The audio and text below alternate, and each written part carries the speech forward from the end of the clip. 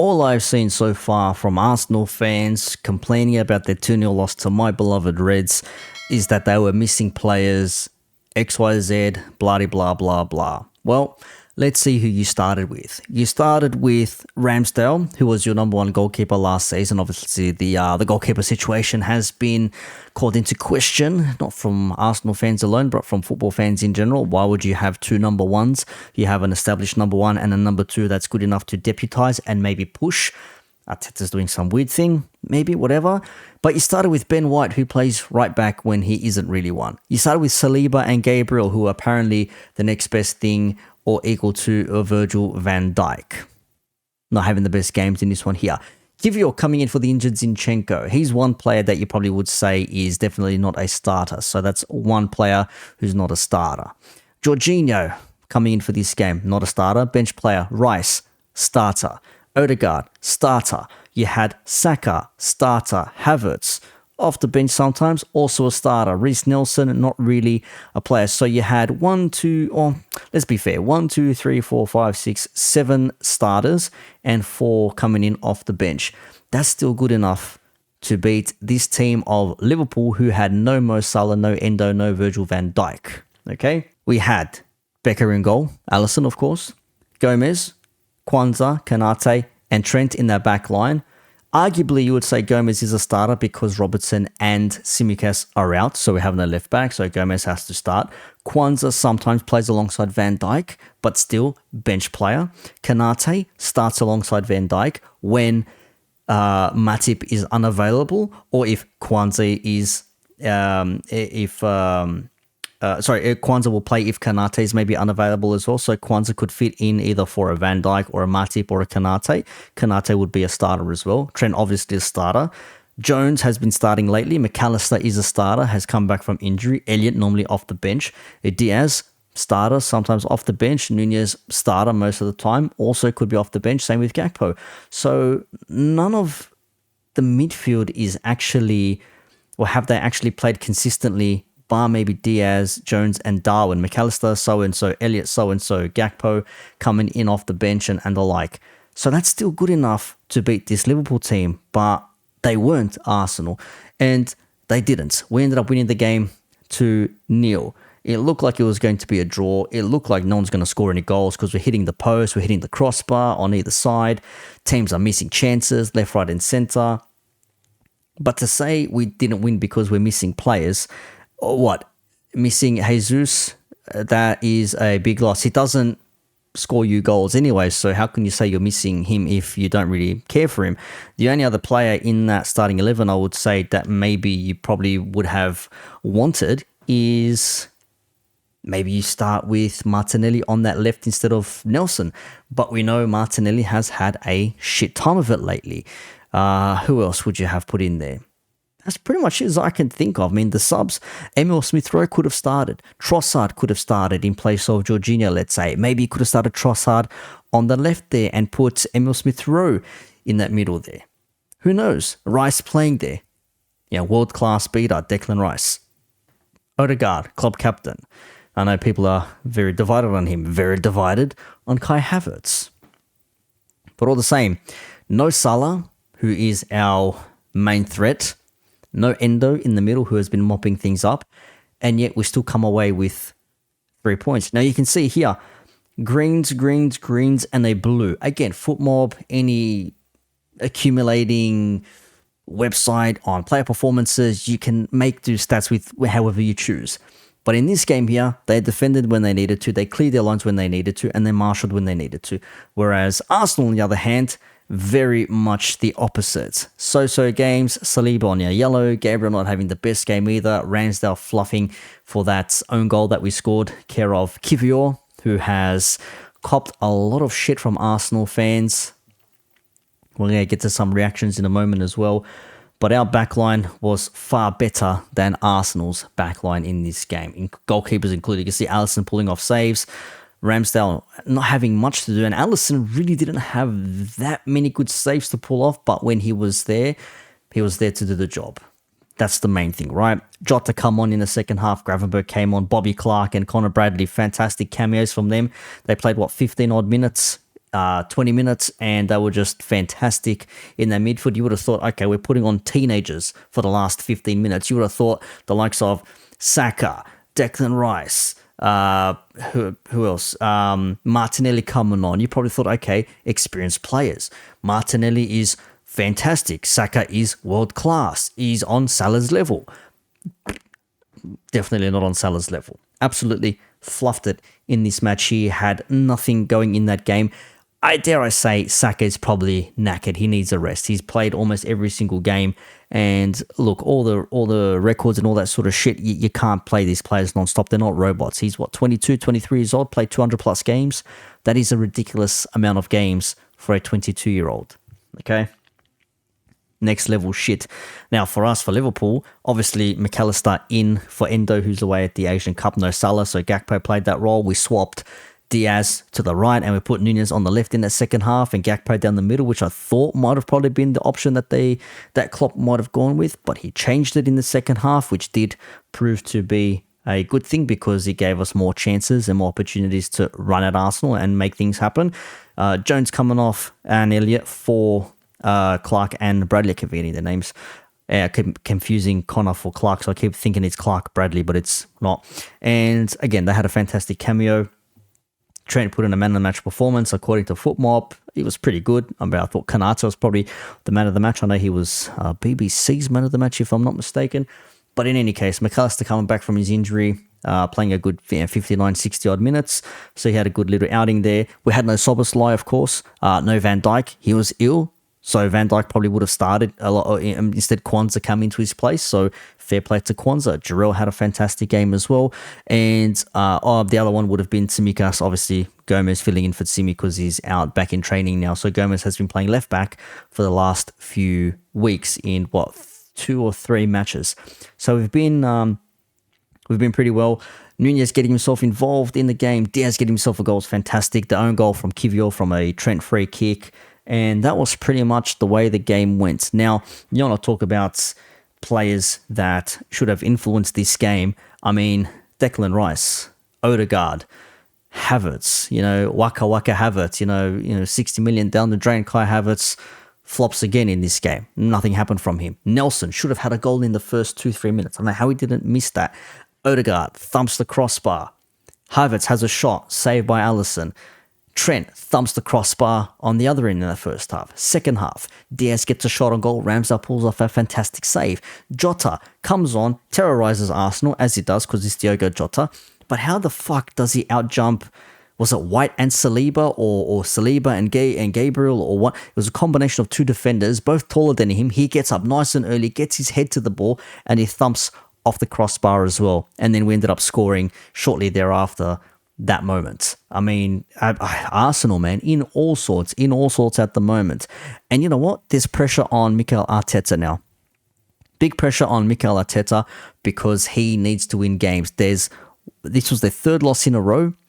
They've got 1 win in 7. They've got Porto coming up in the Champions League in a few weeks. They've got Palace coming up next. They've got players injured and away. What are they going to do? How do they get back into form? They create chances, they can't finish them. Do they get a striker? They don't need another midfielder. What do they do? Jesus apparently is going to be out for 3 months, and he's meant to be their clinical point. Are you going to play Havertz as a striker? I don't know what's going to happen. They're conceding goals. They're conceding a lot of chances, which wasn't what we were saying about Arsenal just in November. They were the leading defence in the league. Now it's, I think, Liverpool, and I think only Man City are better than Liverpool in the attack in that aspect there, but we're leading the pack at the moment. So we've got the Carabao Cup coming up in a couple of days' time, the semi-final, I should say. And then after that, we've got a 10-day break. And then who do we take on after that? I know we play somebody. It doesn't matter. It's not important who we play. But Robbo and Tsimikas are back in training. Szoboszlai will be back in a couple of weeks. And we know things can change if we don't pick up 3 points along the way because De Bruyne is back with Man City and we know very much what they're capable of. But for Arsenal, a lot of the fans were not happy. Who do we go to first? Let's go to Lee Gunner. Everyone loves a little bit of Lee Gunner. Let's go to Lee Gunner and hear what he had to say about this loss. The end is nigh. Booze at full time. Why are you booing? Trust your process. Trust your process. Trust it. Just back him. It takes time. It took Klopp 4 years. Trust your process. Not happy. Trust your process. We've got bigger fish to fry. He's taking a piss out of Robbie from AFTV there, or DR Sports, whatever he goes by these days. Really? Okay. How comes, real talk, right? How comes Liverpool are top of the league? Because we're better. Because I've been told all season that they're finished. And only Arsenal can challenge Man City. Yeah, I've heard that from Arsenal fans. The arrogance, I don't know if it's arrogance, if it's chest, it's just stupid to say Liverpool are no good, Aston Villa are going to fall off, Tottenham are nowhere to be seen, and realistically only Man City are the closest challengers to Arsenal this season when we've seen Arsenal fall off in the last few weeks. Now, that's not to say it's going to stay that way. Again, I've said it before, I'll say it again, I'll keep the same energy. I do not think we will win this league. I think we'll finish second or third, we'll be in contention, but I don't think we'll have enough to win the league at the end of the season. I'm happy to be proven wrong. I would love it if we win the league, obviously, but I don't think it's possible. But at the moment, with 3 points every match, so long as you're not losing games and you're not dropping points, I think you'll be doing just fine. Keep the flow going, okay? We're 5 points ahead. It's not a big gap. We can't afford to drop that many points, but we are better than the other two teams that are meant to be challenging for this league as well. But again, City, always dangerous. Never count City out until it's mathematically impossible. I also got told we've bridged the gap. Yeah, the bench is fixed. No, it hasn't. The bench is fixed. Really? The bench is fixed. Mm-hmm. You need a goal? Bring on Eddie, who can't score any. Yeah. Going well, isn't it? That's a little bit of League Gala. Link posted down below if you want to get a little bit more of that. What do we got here? Oh, this is from the Football Terrace. So shout out to Terry and the Football Terrace. This is... bloody hell, what's his name? I know his name's in the comments down below here somewhere. Bloody hell. I can't remember his name. I know it's going to come with me. My bad. Anyways, let's see what he had to say. Just sack him. Put us out of our misery and sack him tonight, for God's sake. For God's sake. Yeah, I'm not... Yeah, Tom Little. I'm pointing to the screen you can see. Tom Little there. He's loving it because it's taken a while, but Arsenal fans are finally saying, yes, time to sack Arteta. This is unacceptable. 3 wins on the bounce. Knocked out of the Carabao Cup, knocked out of the FA Cup. Premier League, very questionable. Champions League, possible, but a big maybe as well. What else do you do? The process, phase 4, 5, all this sort of shit. This isn't like Marvel. This isn't Marvel going through its phases. There's no... where's the end game? Where's the Premier League, Champions League end game here? Yeah, you ain't going to get it when you're losing 3 games in a row, 1 win in 7, and loaning out players being injured, not replacing them. This is Mikel Arteta. I'm not going to sit here and blame Mikel Arteta in full, because the first 45 minutes... everything about our game was excellent, apart from finishing. It was. Arsenal were very, very good. As I said, we should have been down 2-3 goals minimum in that first half. But we weren't, because Arsenal couldn't finish their chances. Again, 4 big chances missed by Arsenal in this match. So 45 minutes, they were great. Second half, very different story. Again, the same old thing happening over and over and over again. And it doesn't matter who we play up front. It doesn't matter who we play in our front 3 anymore. Nobody can seem to finish their chances. Why is that? I don't understand. So how's that Arteta's fault, though? Well, let me explain. Let me explain, right? But before I go into that, let's just talk about, the performance today. 45 minutes, we play 3 different players up front, apart from Bukayo Saka. None of them could put the ball in the back of the net, right? Don't they play Havertz up front, though? I know Nelson is normally off the bench, but Saka's a starter. Star boy. Cutting in off that right wing. We dominated Liverpool in that first 45 minutes, and I think even the Liverpool boys will sit here and hold their hands up and say the same, right? Correct. But when you don't finish your chances, this is what happens. Yeah. This is exactly what happens, right? So I'm looking at it now, and I'm thinking, oh, okay, my man just said, how's that Mikel Arteta's fault? These are the options that he's left us with. £640 million spent, and he's left us with no clinical striker. Guess what? In the summer, I was telling everybody we need a striker. And everybody said, oh, no, we don't. We scored 85 goals in the Premier League last season. I said, I don't care. We need a clinical striker, because all it takes is for one of them players to start drying up and not hitting the levels of performance that we see last season in terms of their goals and assists. All it takes is for one or two of them players to drop poor performances throughout the season, and all of a sudden our goals are dried up. I'll pause it there. I'll link this down below as well. I don't disagree with what he says there, because I've said this about Liverpool as well. When Salah's not there, who's going to score goals? Diaz coming into a little bit of form. Let's say this goal is going to elevate him. He had a good game. He was running at defenders. He was playing 1-2 passes, taking a man on. Maybe that mental block has finally gone past him now. He had his issues with his old man, the family stuff. He had issues coming back from his injury. So he has been better in the last few matches. Got himself a fantastic goal. May it long continue. But if not, for Salah scoring goals, where are the goals going to come from us? Yes, we have Darwin, who is hit or miss, literally. We have Diaz, who is getting out of this mental block, shall we say. Gakpo gets himself a goal here and there, but needs to do more. Okay, we have Jota, back from injury, who loves a goal against the team. And if my money's on someone to be getting goals while Salah is gone, it's going to be Jota, provided he gets the service that he should get from Nunez, from Diaz, from Elliott, from Trent, from Sobo, from whoever's going to be playing in the middle. Gravenberch, don't care. This is what I mean when I say other players need to chip in with goals, because when you're reliant on one player to get you goals and they stop scoring, no one else does, that creates problems. And the last one here we're going to look at is from Footy Judge Mo. Shout out to Footy Judge Mo. Actually, really enjoy the chats on his channel here. So shout out to all the channels. As much as I can disagree and think Lee Gunner is a miserable bastard, still shout out to him, speaking what he believes to be the truth according to him, his version of events. Fair enough. Obviously, we had Terry from the Football Terrace and everyone else involved, and Footy Judge Mo. And this is Northside here, going to give us his little bit about this performance and maybe the team overall, I think. You man didn't want to listen. Do you know why? Because Arsenal fans think with their heart instead of their head. Yeah? I get that you man love the club, but you love the club to a default. You love these players and this manager more than you love the badge. Yeah? These men are employees. They're not good enough. If it hurts your feelings, who cares? This is the same fan base that were gassing up Iwobi. Where's Iwobi now? This is the same fan base that were gassing up bare players, but now what?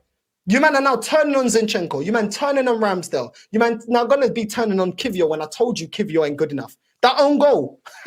And the guy just got to the club. And you man telling me that he's the be-all and end-all. Yeah? But a lot of people reckon Northside is expressions from Wish, because he likes to crack jokes and be over the top and everything else like that, like Expressions does for Spurs. Look, I've spoken about online football fans. I know the irony. I'm talking into a microphone as a football fan as well, but I'm not here giving it the big chest on what is right or wrong with my club when things don't work out or work out for the better. Toxic negative, toxic positive, all this sort of shit. He's speaking again from his own perspective, what he believes to be the truth according to him, what he sees. I'm not saying it's his truth. I hate that term. It's just his version of events. This is what Northside sees. So if you're wondering why is he giving it the bigums, that's what he's always like. But reality hurts their feelings. It doesn't matter because I'm not thinking with my feelings. I'm thinking with my brain. Yeah, so I'm chilled. This is down to top gooners that have been calling me and Brandon negative to figure this out. Because Brandon, that's his name. My bad. That's Brandon. I knew I forgot his name. Brandon. That's who it is. My bad, Brandon. My bad. We were the ones that were wrong to call it out. We were the ones that are wrong to call out the bench. We were the ones that called out everything. You man figure it out. Talk to Super Mick Arteta. He knows exactly what we need. Does he? It's all crumbling. Oh, yeah. We're top at Christmas. We're top at Christmas. But they finish at Christmas. These finished up, I'm going to cook them every day. They get one winning 7, by the way. Do you know why I'm cooking them? Because not because of what their viewpoints is, the fact that they've got the audacity to call people like me that can see it for what it is, that is old enough to see for what it is, toxic and negative. So the next time you criticize this system, I'm going to call you toxic and negative. And when it crumbles, I'm going to say, trust your manager. Yeah? Why can't you just be happy? The same crap that these men tell me, just be happy. Again, I'll leave it there. Link down below. Check it out for yourselves. Shout out to Footy Judge Mo and everyone else involved. But that's what it's at. You can't criticize a club. You can't criticize a team because you're all of a sudden negative. It's like, no, I can criticize a team if I see fit. If I believe there's something to be criticized, you will do it. If there's something to be praised, you will praise it. Just because you criticize something doesn't mean you hate something. Just because you praise something doesn't mean you love something. You can give credit where credit is due. You can criticize something when criticism is relevant and needed and warranted. Yeah, two things can be true at the same time. But Arsenal fans, Arsenal in general, do you still believe you're going to make a push for the Premier League? Do you think you can get past Porto and then whatever comes your way in the last 16 of the Champions League? Would that be the quarterfinals? Last 16 now. No, it's last 16 now. Quarterfinals, semi-finals maybe. Dare I say a final for Arsenal? We shall see. But out of 2 cups already, 2 competitions to go, and it's not looking good at the moment. As I said, look, for Liverpool, look, we're good at the moment. We're into the next round of the FA Cup. We've got a Carabao Cup semi-final first leg to play in a few days' time. We're leading the Premier League at the moment, but again, that could change, because there are other teams out there that are more than capable if we're not on our game. And of course, we've got the Europa League as well to look forward to. So things can happen, but the mentality of Liverpool at the moment is showing. Yeah, people dubbed it Liverpool 2.0. What are we going to see from Klopp's new Liverpool? Well, I think we're seeing it right now. No Salah, no Endo, no Van Dijk against a decently strong Arsenal away at the Emirates, no less. We were told the Emirates was meant to be like this fortress place. It's meant to be, the cauldron Emirates. They don't lose there, but then they lost to West Ham. Was that at home in the cup or something? They were losing to someone recently. I can't remember who it was. I should probably check the recent results, but they were losing. The team needed them. And they were walking out on the 85th minute, 80th minute, whatever it was. It's like, bruv, you got to support your team, man. Can't walk out when your team needs you. Everyone wants to laugh at Liverpool, as I said in my previous video regarding this. Celebrating the team for getting a 2-2 draw against West Brom in the 95th minute of injury time. Yeah, but that meant something because they were there sticking behind us for the good and bad, that they then were able to enjoy the good times thereafter. Maybe Arsenal fans could do with some of that. But again, toxic negative, toxic positive, I don't give a shit what you call it. People will speak what they want to speak about their clubs, how they see fit. Are they over the top? Yes. Are they brash? Yes. Are they rude perhaps? Yes. Are they also too nice? Yes. Are they too complimentary? Yes. Are they too positive? Yes, there is such a thing as being too positive. I mean, fuck's sakes, Robbie gave Ramsdale an 8.10 on his AFTV player ratings for this game. Ramsdale, an 8 out of 10. Wow. I think he gave Saka a 6 as well. Saka did absolute fuck all in that game. It's easy to see why some people think AFTV are paid by the club. It's like the Liverpool channels as well, Redmen TV and the like, Anfield Rap, like, it's always positives. It's never like brutal. It's not brutal to the point where you say to yourself, I want to be honest and fuck this and this is shit and Klopp fucked this up and player did this and blah, blah. It's always like, well, you got to be positive about these things and you have to be nice about... Nah, be objective, be real, be authentic, as they say. It's fucking YouTube after all.